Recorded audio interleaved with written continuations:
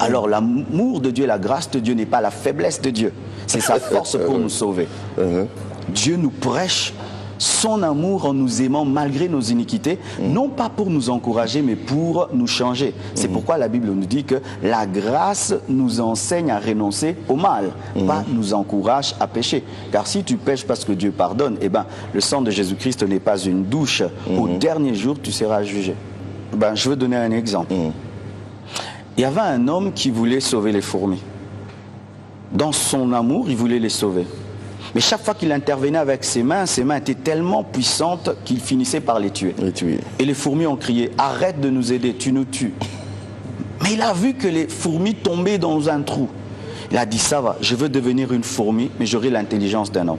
Et il est venu au milieu d'eux comme une fourmi, mais avec la puissance d'un homme, avec l'intelligence d'un homme. Et là, il pouvait comprendre son langage. Et il leur a dit, venez. Je vais placer un bois au-dessus du trou et vous allez passer. Et c'est comme ça qu'il les a sauvés. C'est ce que Dieu a fait. Il a envoyé la loi avec Moïse.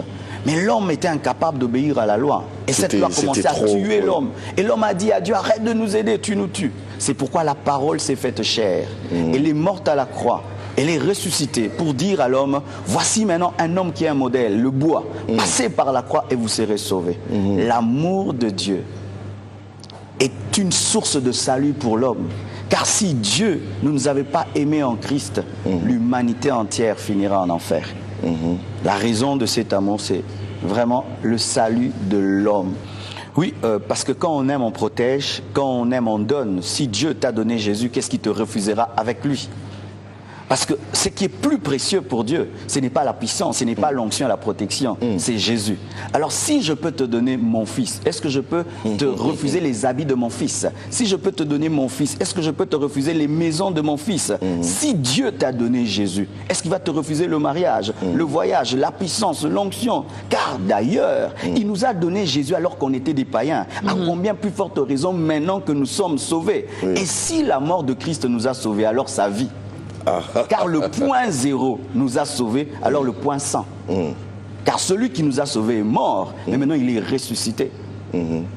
L'amour de Dieu confère tout ce dont vous avez besoin. C'est pourquoi point n'est besoin d'aller dans l'occultisme et dans la magie, parce que celui qui va dans la magie va chercher celui qui le hait. Et Satan, c'est un jaloux. Pendant qu'il te bénit, il est jaloux de toi. On n'a jamais compris ça non plus. J'aimerais dire un truc. Satan, quand il donne à ses enfants, il est jaloux d'eux. C'est pourquoi il te dit, tu auras l'argent, mais tu auras une plaie au pied gauche. Tu auras l'argent, mais tu vas marcher à reculant. Tu auras l'argent, mais tu ne dormiras jamais. Parce qu'il est jaloux de ce que tu es, parce que lui-même n'est pas heureux. Il ne peut pas te donner l'argent seulement et que tu jouisses de ça. C'est pourquoi la Bible dit que c'est la bénédiction de l'Éternel qui enrichit, car elle ne se fait suivre d'aucun chagrin. Pourquoi? Celui qui nous bénit n'est pas jaloux de nous. Mais Satan est jaloux de tous ses enfants, parce que lui, il est malheureux, il sait qu'il finira en enfer. Mais Dieu est déjà béni et il peut te bénir. Il est mais tellement Satan, c'est un maudit qui fait semblant de bénir.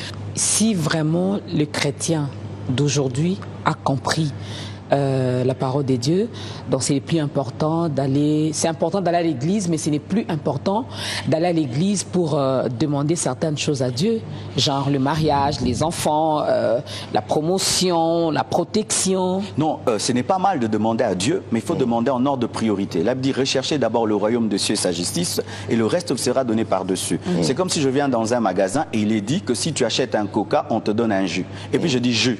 Non, achète le coca. Commence par le coca. Non, jus. Achète le coca. Non, moi je veux du jus. Non, mais d'abord le coca. Et d'abord Jésus. D'abord le royaume de Dieu et les voyages et tout le reste après.